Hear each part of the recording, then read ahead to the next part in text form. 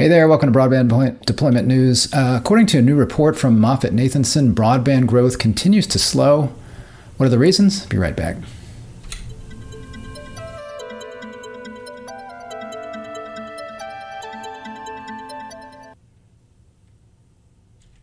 Hey there, Rick Husey. Thanks for joining me for Broadband Deployment News.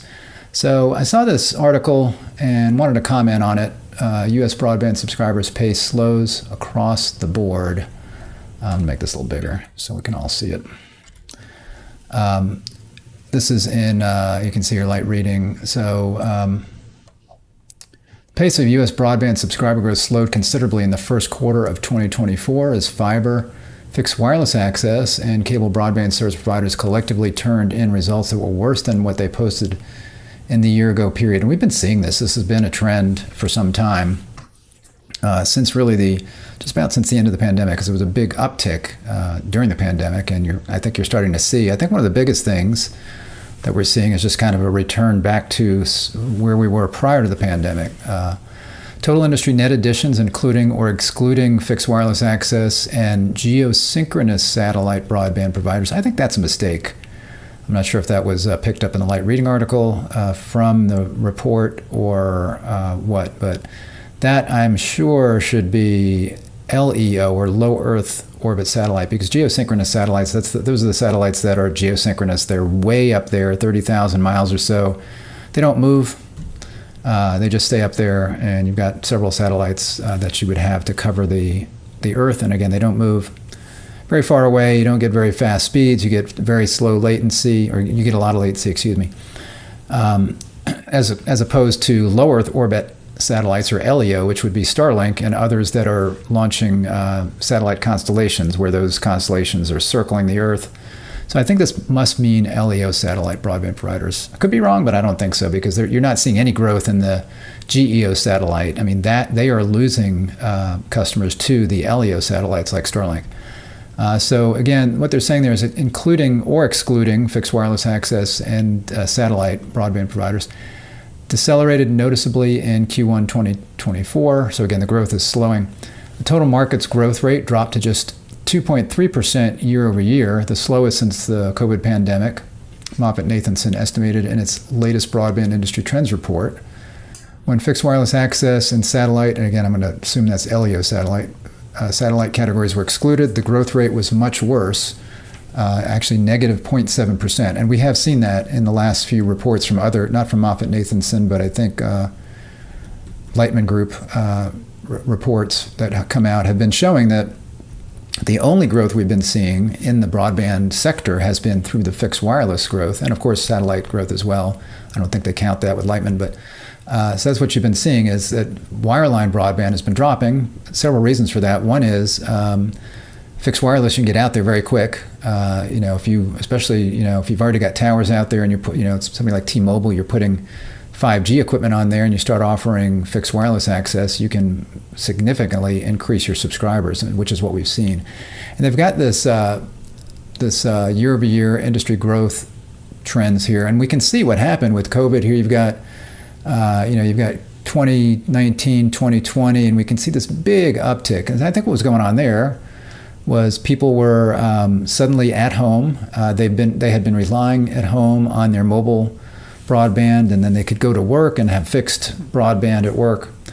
And I think a lot of what we're seeing in these declines are people who have been going back to work, not having to spend as much time at home, kids who went back to school, not having to do as much schoolwork at home, some maybe, but not as much, where you're starting to see some of these trends return back to where they were. And if you look at the numbers, here's where we were prior to the pandemic, and kind of here's where we are now. So it's, you take out this big hump and this slow decline here, and you've got back to pretty much where we were. Now what they're showing here is this is total, including fixed wireless and again, LEO satellite probably.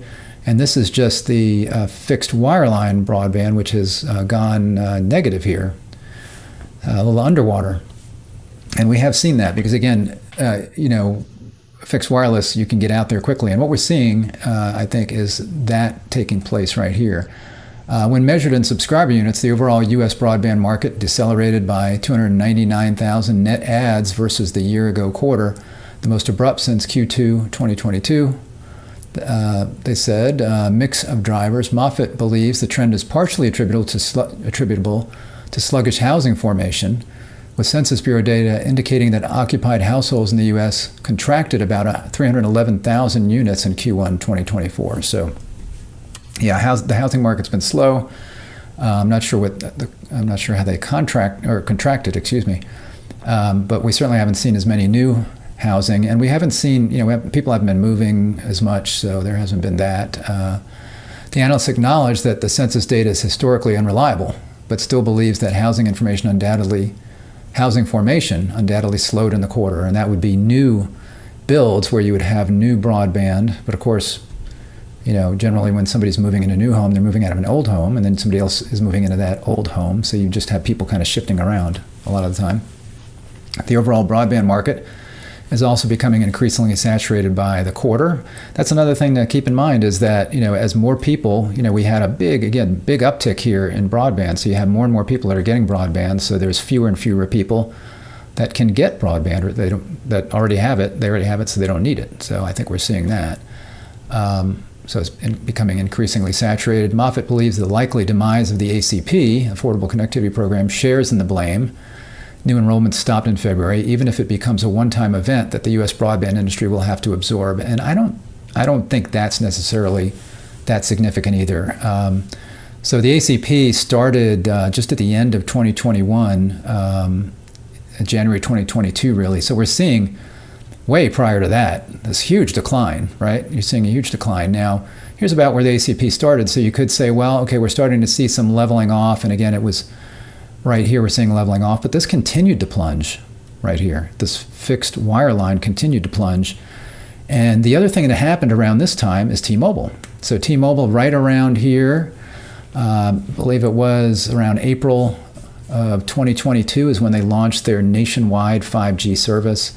So they were the first one out there that was really on a big basis deploying 5G fixed wireless service for folks. You had Verizon out there about the same time, or actually a little bit earlier, I believe, doing millimeter wave fixed wireless, because they did not have a lot of mid-band spectrum. But with millimeter wave, you are doing very small, very dense areas. You're not doing like you would do cellular service across the country. You'll do fixed wireless 5G like T-Mobile is doing now, and like Verizon and AT&T are doing more of now.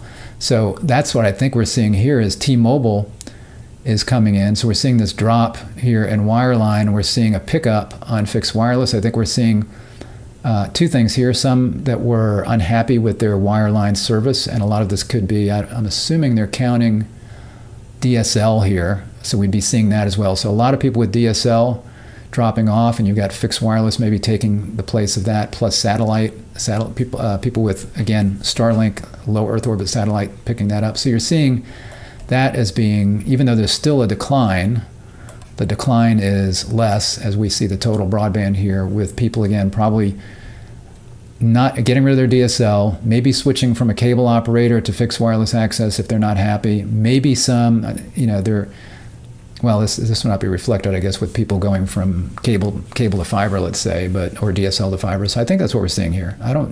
There will certainly be some impact from the ACP going away, but I think a lot of folks, as I've said before, a lot of people qualify for the ACP. A lot of people who can afford the $30 per month if they want to get a low-cost plan. There's a lot of people who can afford more than $30 per month that were using that $30 subsidy toward a higher price plan. So they may have had a gig plan that they would pay $80 for, but they're getting a $30 subsidy.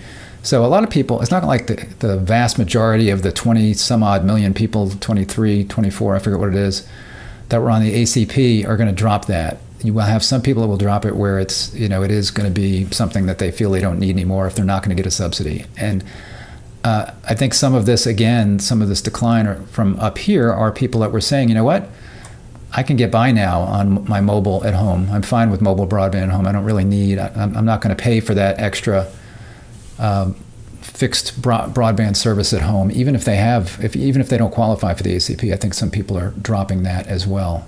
So that's why I think we've kind of seen this level back out to where it was before, because of that factor. And then there's inflation, right? So even people who, again, they might not qualify for ACP, but the cost of everything has gone up, which means you're looking at your food bill, you're looking at your gas bill, and you're saying, you know what, something's got to go, and I was doing fine with mobile broadband before, or I can just get rid of this and I'll use my internet at work. If I need to do certain things, I'll use mobile at home. So I think we're seeing some of that as well. There will be some ACP drop-offs, but I think we're seeing multiple factors here that they don't necessarily mention. When measured in, I think, did I do that to say? Yeah, talked about that. I got to go back to where I was here.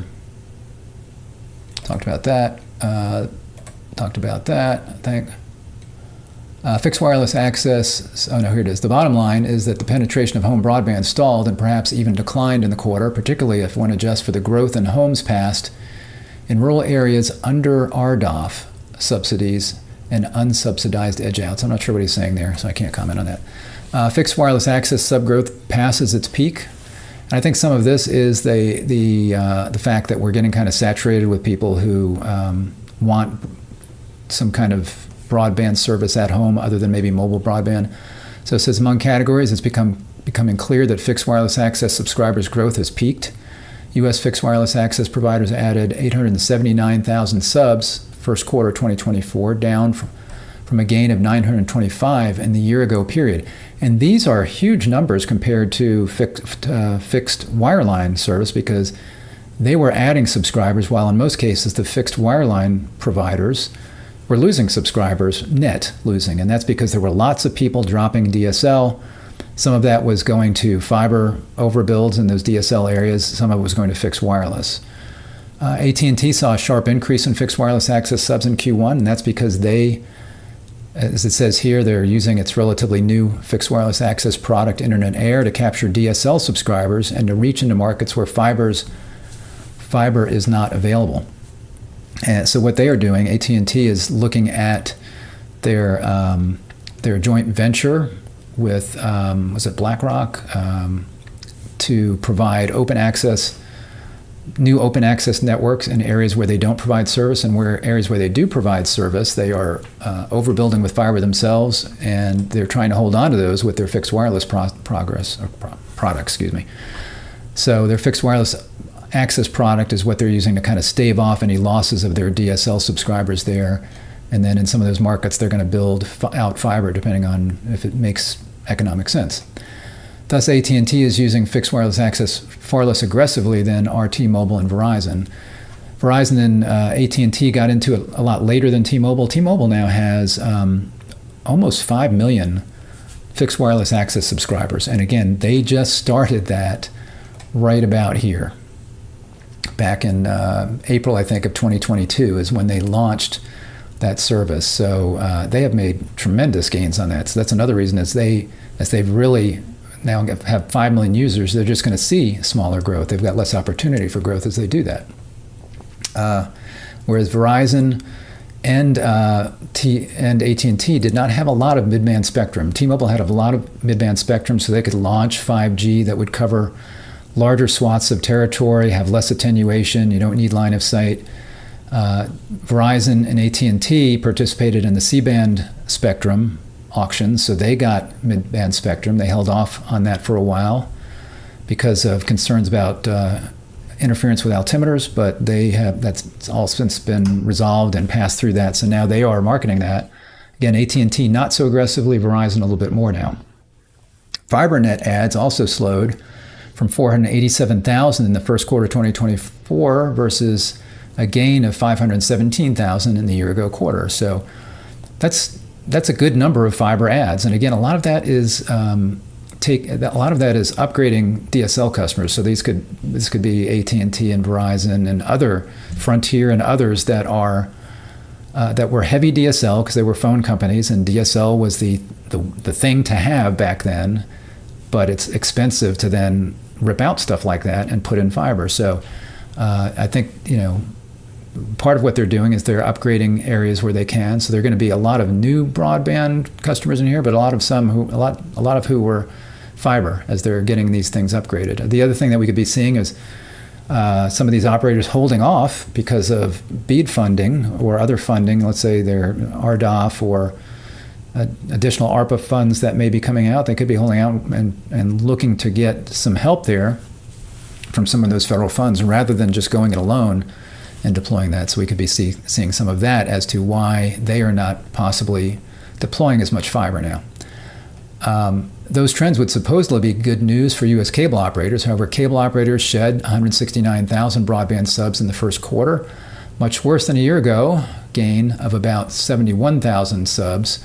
A lot of that was one provider. I can't remember, or maybe that was Frontier which would have been fiber. I can't remember, but cable operators, they've been seeing competition from both new fiber operators that are deploying in their area, as well as, again, fixed wireless access has been a significant competitor for the cable operators, because cable operators were, they've always had the kind of the policy of sign up for a term and we'll give you a low price, but you got to stick with us for a year or 2 years or whatever. And then after that year or 2 years, and your price goes way up, and then you're going to call them and argue about the price. And maybe sometimes the service is not quite as reliable. It's not as reliable, let's say, as fiber. Could be more reliable than the fixed wireless, but subscribers don't know that. So they go ahead and try the fixed wireless access service, and it's $50 a month. It was, for, at least when T-Mobile launched, it might be $50, $60 now, $65. So they get the service, let's say $50 a month, no commitment. You get shipped a fixed wireless access router that both receives the signal and then broadcasts it within your house. Very easy to set up, and you can try it out, and then you can drop the cable company. And some people that did that went back to the cable company because it was not quite as good as they were used to with their cable service. More people are dropping their cable TV, their literal cable pay TV, so they see less of a connection to the cable company. So a lot of that plays into these losses for cable operators. Cable operators that have been on top of the customer service that they provide and on top of increasing their speeds by upgrading their cable plans to DOCSIS 3.1 and looking at DOCSIS 4.0 maybe, but DOCSIS 3.1 is certainly enough to remain competitive in a lot of these areas. They have been pretty good about holding on to their customers. But if a cable operator's been providing poor service, they've been charging too much, they haven't had good customer service as far as technical support, or the connection's been unreliable, or they have these terms where they keep raising your price up and you got to keep calling them, and they would be the ones most likely shedding a lot of these subscribers. The culprit for cable's weaker broadband net additions was a slower market growth rate, though the aforementioned lower new household formation and cessation of ACP enrollments in the quarter also played a role, Moffett noted. Again, yeah, ACP could be playing a role in some of these cable losses. Because if you think about it, if you've got a base of customers that get free service from you, when that freeness goes away, they could drop the service. It's like, oh, okay, it's not free anymore. I didn't really need it. I was getting by without it, and I can get by without it again. I don't want to pay $30 to get something. I'm just going to go ahead and drop it. You could be seeing that as well. So again, a lot of information in here, and I think lots of reasons why we're seeing these numbers, not completely unexpected, again, because we've been seeing this trend for a long time. We had a pandemic that boosted everything up. We're seeing, I think, some settling from that. We've got the loss of the ACP. We've got fewer housing starts. Those kinds of things are all playing to this. We've got a more saturated market now. More people have broadband, so you've got fewer people that need it. Lots of things going on here, so it's not that unexpected. We'll be seeing, obviously, as we get more funding out, especially the BEAD funding, we're going to be see more fiber in areas that could increase broadband take rates, could see additional losses in some areas, depending on where that fiber is going. But in most cases, obviously, the BEAD funding is going to be going to areas that don't already have good service. So if people may be there that would be relying on satellite, maybe fixed wireless, we could see some of those folks switch over to fiber service, obviously, when fiber becomes available in the area. Thanks for joining me today. I appreciate it. If this was interesting or helpful, if you give me a thumbs up, I would like that. Give me a like on that video and subscribe to our channel. Click the subscribe button, ring the bell to be notified when I'm live. I appreciate you joining me today for Broadband Deployment News, and I will see you next time. Bye-bye.